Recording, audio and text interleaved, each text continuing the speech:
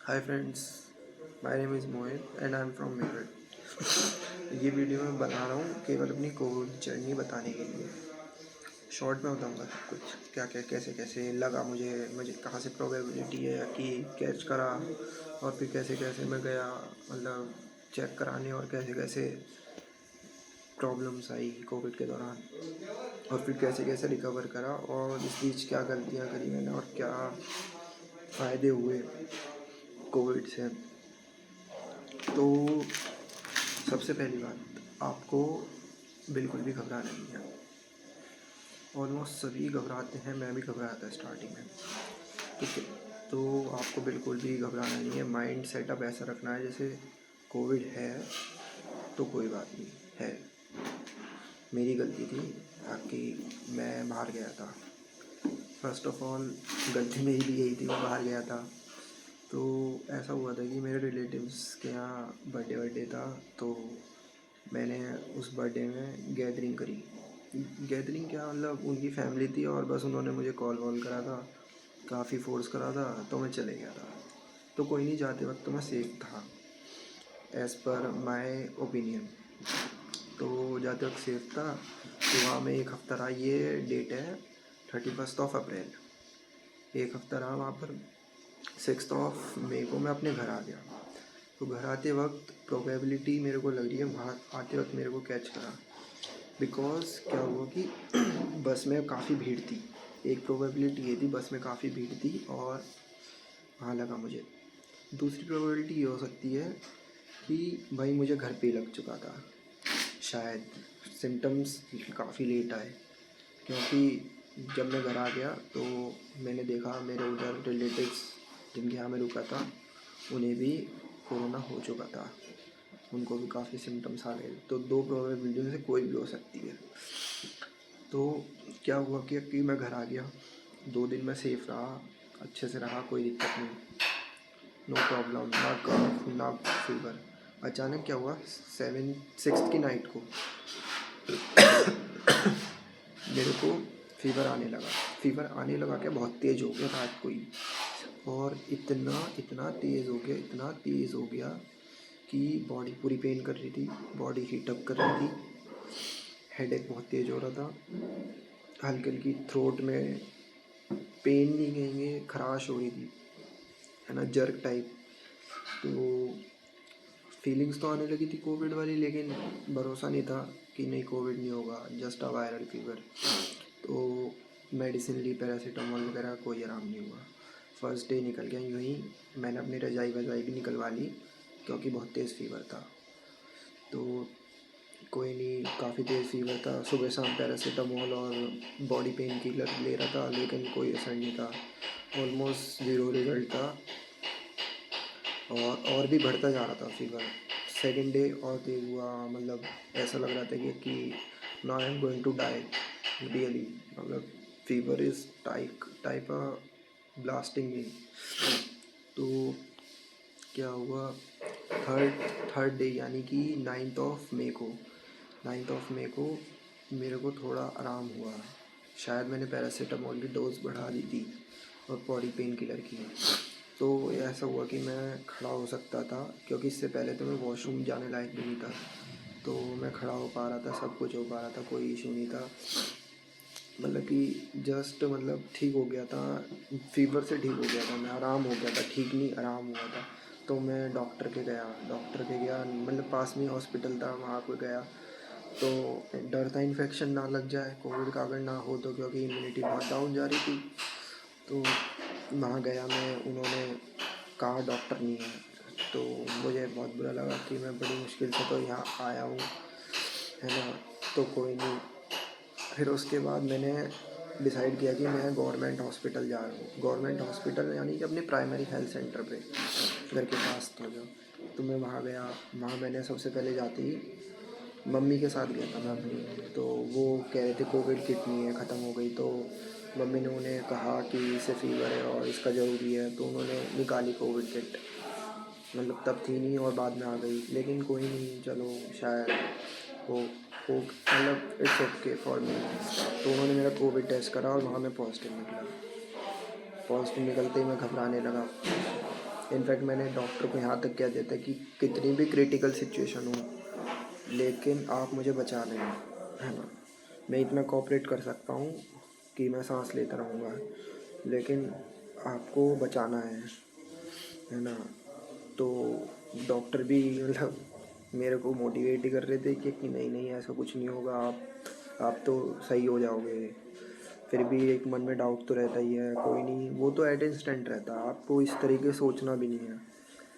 तो क्या हुआ कि उन्होंने मुझे मेडिसिन्स दी, समझाया ऐसे स्टीम लेनी है, ऐसे काढ़ा लेना है, इतने टाइम लेनी है स्टीम्स, मतलब कि प्रॉपर 10-15 मिनट स्टीम लेनी है, 3 टाइम लेनी है वो भी, और काढ़ा पीना है 2 टाइम, ज़्यादा ज़्यादा मतलब हाई काढ़ मतलब ज़्यादा काढ़ा नहीं पीना है बिल्कुल भी। और ये सब चीज़ें मैटर करती हैं। और फिर मेडिसिन्स टाइम पे लेनी है, और थोड़ी देर वॉक भी करनी है छत पे, अनुलोम विलोम करना है, योग करने हैं, चेस्ट योग करने हैं, मतलब अपनी इम्यूनिटी बढ़ानी है, कोशिश करना है, च्यवनप्राश लेना है, ये सब नॉर्मल चीज़ें आप सब जानते हो। तो चलो ये सब छोड़ते हैं। फिर उसके बाद मैं घर आ गया था, ये सब होने लगा था, मैं फिर लेट गया, मुझे फिर फीवर चढ़ा, तीसरे दिन और फीवर चढ़ा मेरे को। लेकिन दवाइयाँ जो उन्होंने दी थी उनसे असर हुआ और मैं रिकवर करने लगा था उस टाइम तक, मतलब कि recover in the sense fever के लिए। तो फीवर मेरा ख़त्म हो गया शाम तक। मैं बड़ा खुश हुआ क्योंकि मैं बैठ सकता था, चल सकता था, क्योंकि उससे पहले तो मैं उठने लायक भी नहीं था। तो 3rd डे हो गया था मेरा। फिर 4th डे से मेरे को आने लगे थे कफ़ के सिम्टम्स अच्छी तरीके से, कफ़ आने लगा, और कफ़ वेट कफ़ हो रहा था, नॉट ड्राई कफ़। तो उसके बाद क्या हुआ, 4th डे से मेरा ऑक्सीजन लेवल गिरने लगा।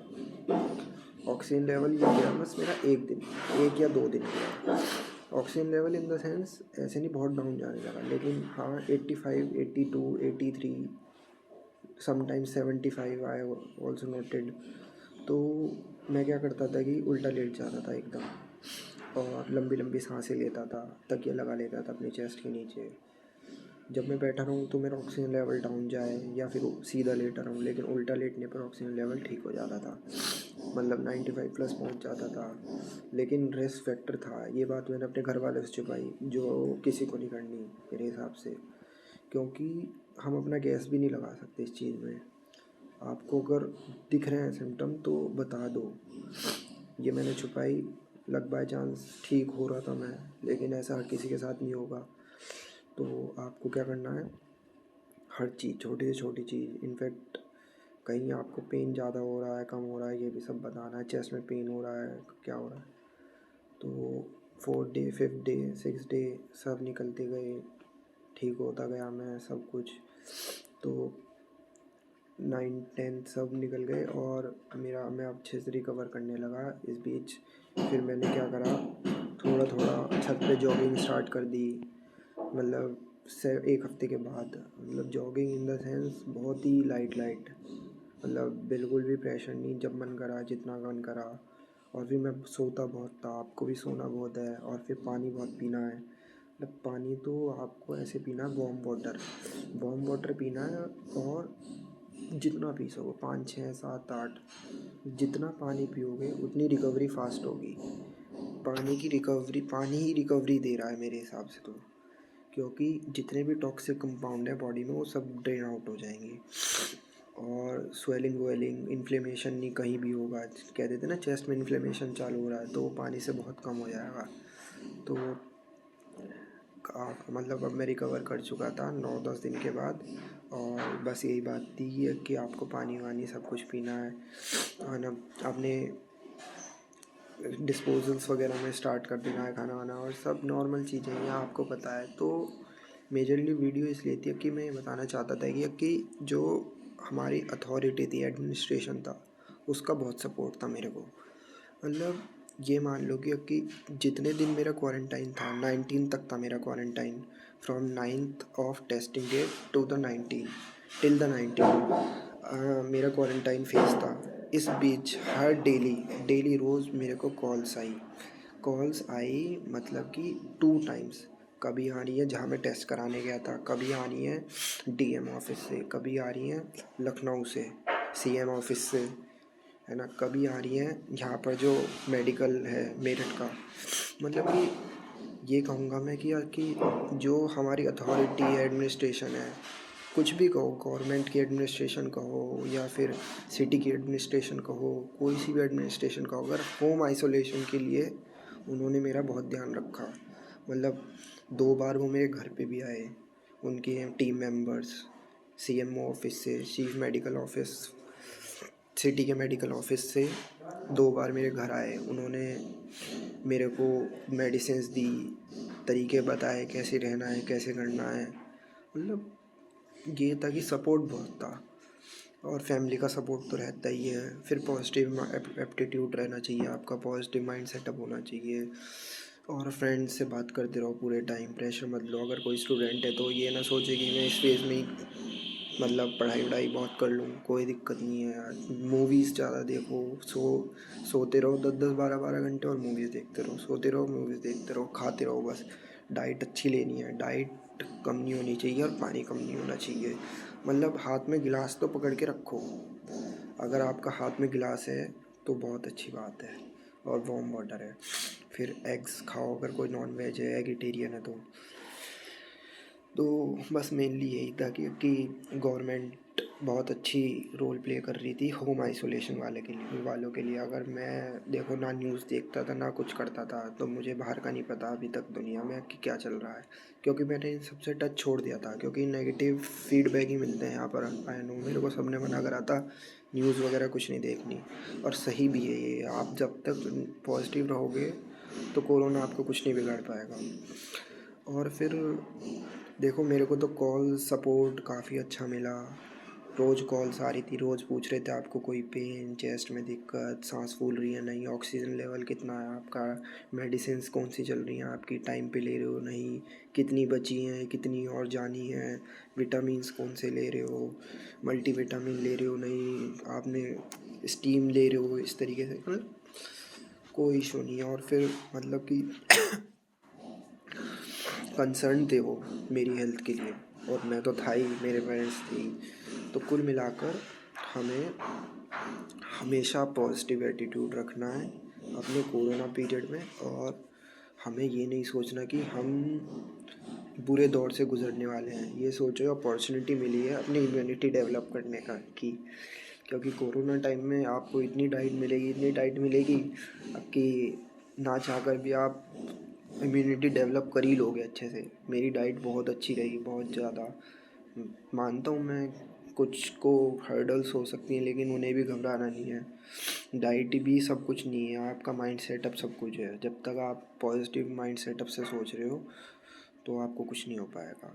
बाकी तो कल मैंने परसों टेस्ट कराया था अगेन, तो 18 डेज़ के बाद, और मेरा नेगेटिव आया, एंटीजन और आरटीपीसीआर दोनों नेगेटिव आए। हैप्पी तो था, लेकिन अभी भी प्रिकॉशंस लेने हैं। ये नहीं कि मेरे को अपना कहीं भी घूमना है दोबारा ये सब, और वो ब्लैक फंगस से भी बचना है, क्योंकि वो कहीं भी अटैक कर रहा है, उसका कुछ नहीं पता लग रहा।